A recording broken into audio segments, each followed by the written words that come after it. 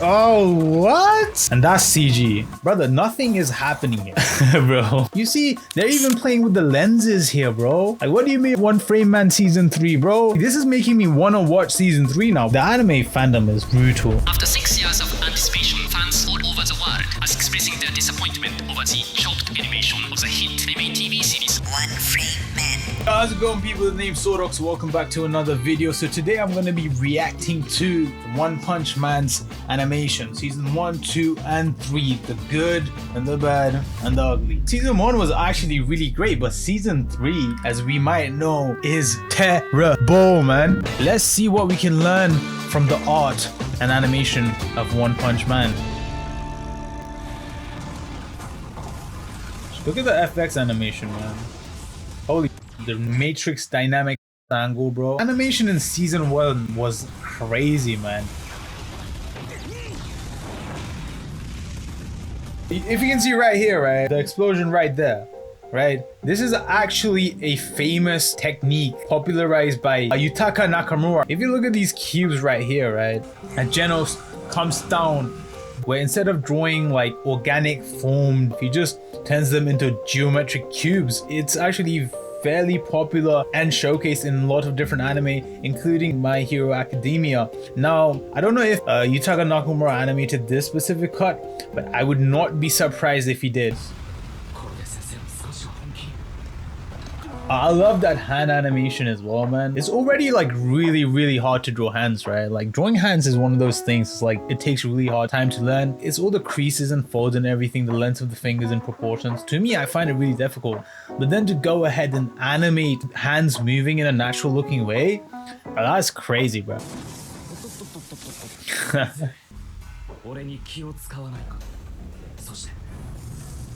And you know what's interesting to me, right? A lot of times people complain that the animation is bad because there's not enough frames. But the thing is, if you look here, right, this is a still image as well with just his eyes opening and closing. It looks fine because Saitama is a derpy character and a derpy drawing. Stylistically, this makes sense, right? But with Genos, look at this. This is just a still frame as well. Like, brother, nothing is happening here. There's no new frames coming in every other second or every, 24 frames per second. No, this is a still image, but it looks good because the drawing is good. You see the proportions on point, right? The perspective's on point. It's got good shape language and everything. The form looks solid. And so because of this, we're not sitting here saying, oh my god, bro, like this it's only like one frame, man, because the drawing is good, right? So we need to keep in mind that animation is not just about having a lot of frames, it's also about having solid drawings, okay? Oof. Ooh, look at the shadow, man. Death. Just like that. I like how just right here you can see that Saitama's face goes into dark shadow, so there's ambient occlusion, right? As in no light is getting through. The planes that are facing away from the light source or the sun is casting like a really dark shadow from his brow ridge down to his eyes, and the same thing happens from his nose. It casts shadow that has ambient occlusion, causing the bottom of his nose and below there to all go black, right? And that creates like a really stylistic, let's say, comic noir effect. Makes Saitama look really serious and almost kind of scary, right? Let's look at the manga panels that Yusuke Murata drew for this same scene. I'll be honest, man, like sometimes Yusuke Murata's like drawings just look flat to me.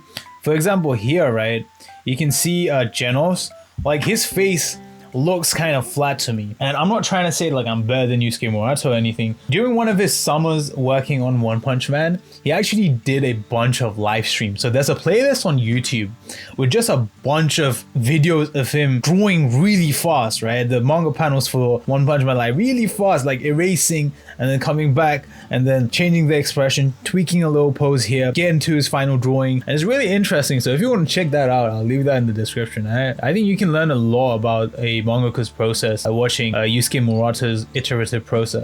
If you compare this pose that Yusuke Murata has done to the one that is in the anime, I think the anime actually exaggerates it and portrays it better. It's more dynamic because this is just like a straight on shot, right? Genos is just like that.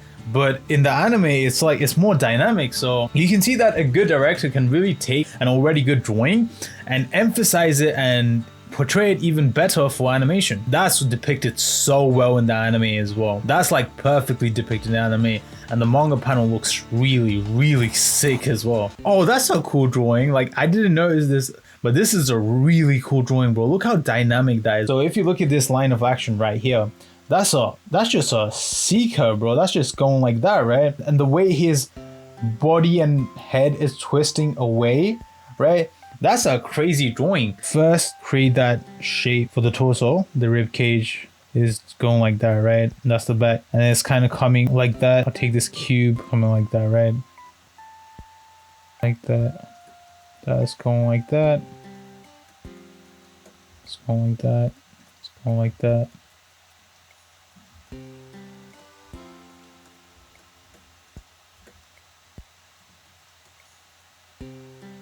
If you guys don't know, Yusuke Murata actually was the artist behind Eyeshield 21. He saw One's webcomic and he really wanted to adapt it. And so he actually contacted One and they worked together to create One Punch Man. So let's actually look at One's original rendition of this.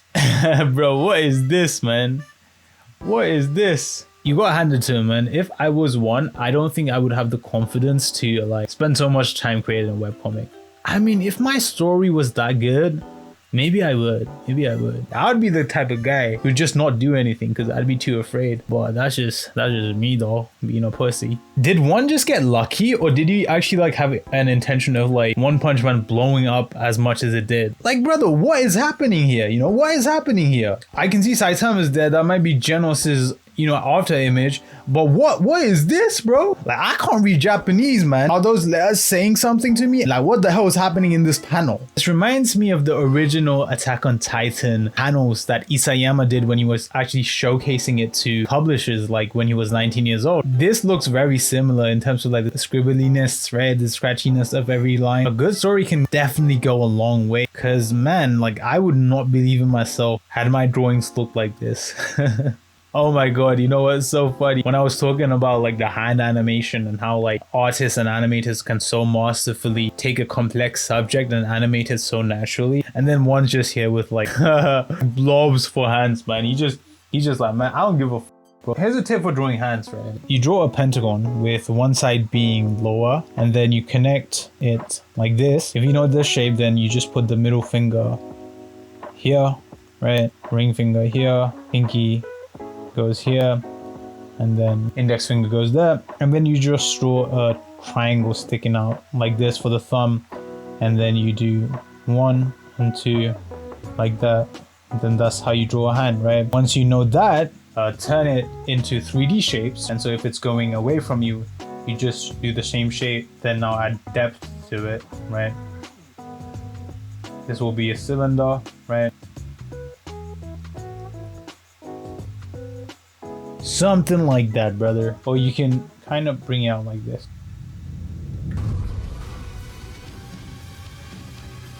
Already I noticed, right, the characters are very off model. One of the main things that directors do is they do a lot of like revisions of drawings that animators do, because nowadays Japan outsources a lot of animation overseas. Believe it or not, people don't want to be animators, or at least they don't stay animators for very long because the work conditions in Japan is so terrible. So they're actually very eager to hire aspiring artists overseas or wherever they can. But as a result, right, newer animators tend to be good at animations, right? Especially webgem animators with their stick figure animations and all those years of experience just drawing like flash animation.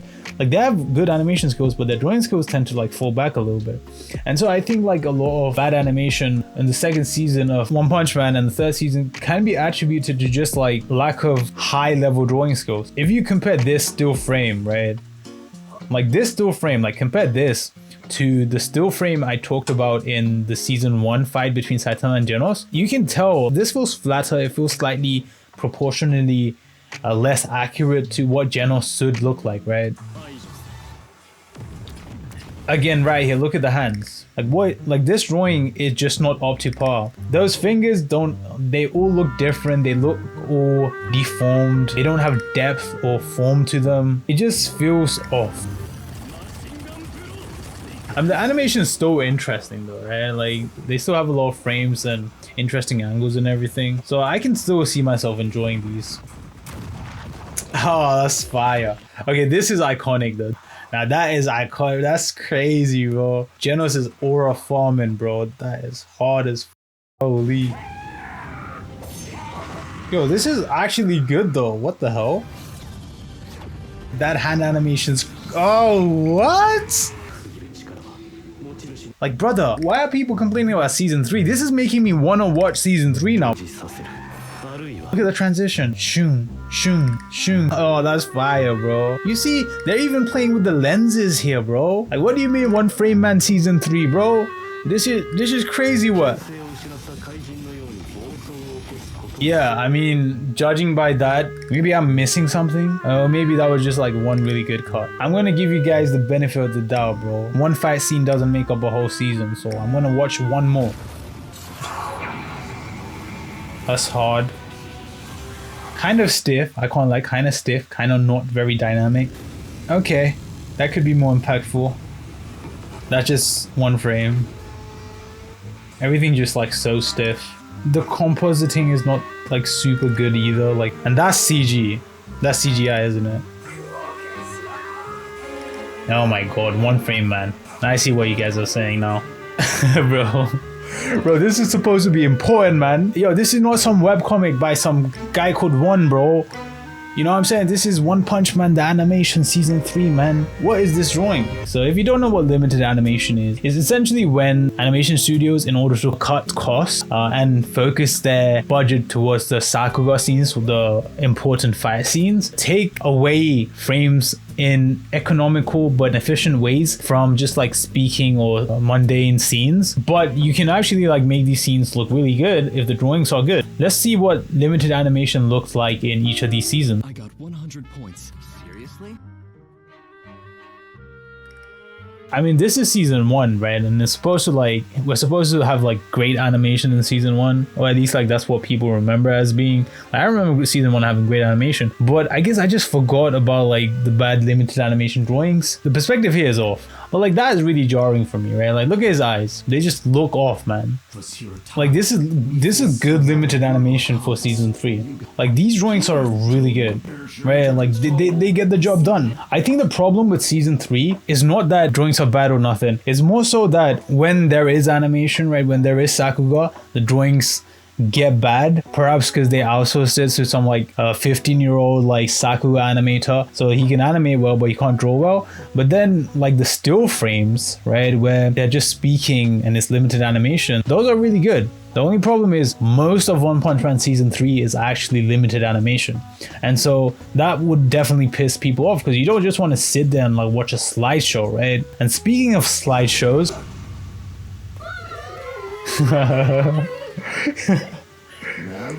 bruh, like this went so viral on Twitter, man. Like everyone was clowning on this specific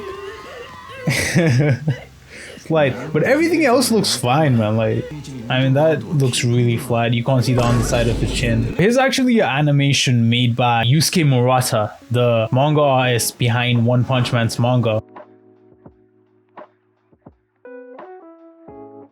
That's actually sick, man. Yusuke Murata can do it all, man. If he spends like a year or two just like grinding out animation techniques and whatnot, like Yusuke Murata could be the next Yutaka Nakamura. Yusuke Murata could be the next Yutaka Nakamura. Bro, all these Japanese names, man, they all sound the same to me. It's interesting seeing how the actual manga artist behind the manga animates these scenes, because you understand how they actually imagined their manga panels would move as they were drawing it.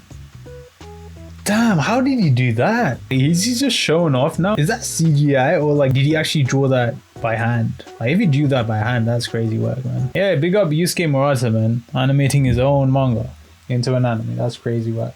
But obviously as a result of the bunch of limited animation that essentially turned the whole season into a PowerPoint slideshow, there was a lot of hate from fans. And so Takashi Hashimoto, who's apparently a legendary animator, I've never heard of him, but he's a veteran animator, he spoke out saying, the more you bully us, the more the staff will disappear. And this is a serious threat because animation doesn't pay much, guys. Animation pays very little money in Japan.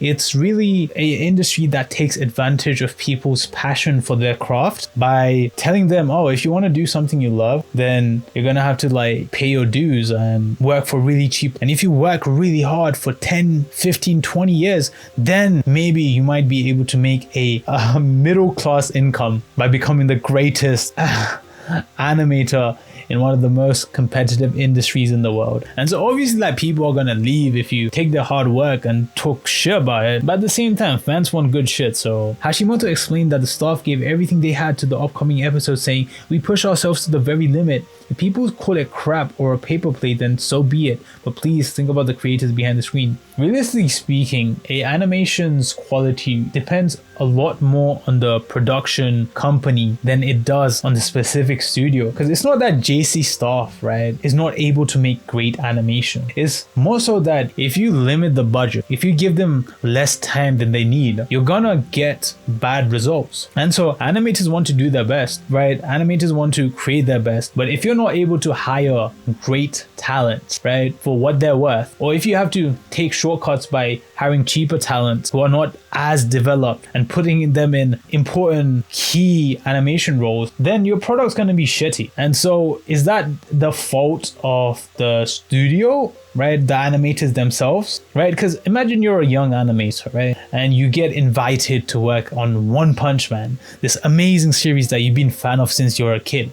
Imagine this is you and you don't think your skill is like that good, or you're not at that level yet, but you get an opportunity. Are you going to deny that opportunity? No, you're going to be like, I'm going to push myself and I'm going to get good, right? It is up to the production company and the people who, let's say, quality check to ensure that the product actually comes out and is up to par to the standards the fan expects. So for you to go ahead and attack the animators, the individual, really showcases ignorance and showcases how little anime fans know about how the industry actually works. But let's see how the fans reacted, okay? Millie Mall is saying, waited 6 whole years not for this bullshit. Yeah, they had 6 years to make this. True. That is crazy though, 6 years. You know, I think Arcane season 2 also took about 6 years. But that's the interesting thing about anime productions, right? Like they make this shit for very, very cheap. I think to make anime, it takes like less than 25% of what it takes to make a Western animation, because they pay this stuff quite abysmal amounts. Victim card, oh my god, bro. Like the anime fandom is brutal. They sound so soft. It's your job, bruh. Yeah, it says calling out clearly lazy quality isn't bullying. In my opinion, there doesn't seem to be an actual attempt to do the manga justice. I agree with that. Like if I made a manga, right, and it was really good, I mean, to be honest, like once webcomic wasn't that good, and then the manga was like really good. Once you get to that level to then downgrade, it's kind of shitty, especially once you like already set such a high standard. The animation industry in general is such a laborious industry, such a laborious career path, that I personally have decided that I don't want to work in the animation industry anymore, guys. Like putting in so much effort to then just get a bunch of hate if you fuck up like one cut out of like one big anime. Like to me, it's not worth it to become a martyr for animation, if you know what I'm saying. The Chainsaw Man budget, right, for the Chainsaw Man Re:Zero movie was only 4.1 million and it earned 110 million. And then Geoff Thew, aka Mother's Basement, said traditional animation is amazingly cost efficient, right? The most expensive anime film ever made cost half as much as every Pixar film besides Toy Story. So this guy's like, oh, traditional animation is amazingly cost efficient, right? This is why I pointed out the average animator in Japan makes $10,000 a year. That, right? Like who wants to become a veteran in the industry, spend decades out of your life, sacrifice your health, family, social life, everything, becoming like a stinky little animator in his hole, destroying like Chinese cartoons, to at the end of the day make 35,000? Why? Because you love this shit, bro? I mean, I understand that, but like, don't you want more out of your life? Plus you're so skilled, like you should be paid for what you're worth, right? Someone who chooses to become an animator in Japan is unknowingly choosing the life of an ascetic. They are martyrs to the craft, grossly overskilled and horrendously underpaid. They're broke and get no So they destroy it, fantasizing in their heads, living in Neverland. A lot of these animes, man, like they got no life outside of anime. This is the whole thing, right? And so you see like on Twitter, like, bro, these animes are drawing some like really drawings, bro. And I think it's really a expression of their loneliness. You know what I'm saying? I appreciate those drawings, don't get me wrong, but I feel like a lot of people, kids, are naively being sold this dream of making sick Sakura animation, but are unknowingly throwing their life away into an industry that doesn't give a fuck about them. I'm so thankful for Honda Mitsubishi-san for giving me an opportunity to animate 4-second cut from this multi-million-dollar anime franchise that took me 5 whole days. Yeah, I can't afford to rent or shower, but at least my name will be mentioned in the credit, which no one reads. It's like 1 a.m. and I was like really feeling like this sense of like existential crisis of like, oh, do I really want to spend my whole life like trying to become an animator in Japan? Like, the question is like, do you really want to sacrifice your life for animation skills? You sacrifice your life to give life to your drawings, and I personally think it might be worth it because anime is like really cool, but it's something to think about if you're trying to become an animator in the animation industry. Alright guys, please leave your recommendations in the comment section below for me to react to other artists in the anime and manga industry.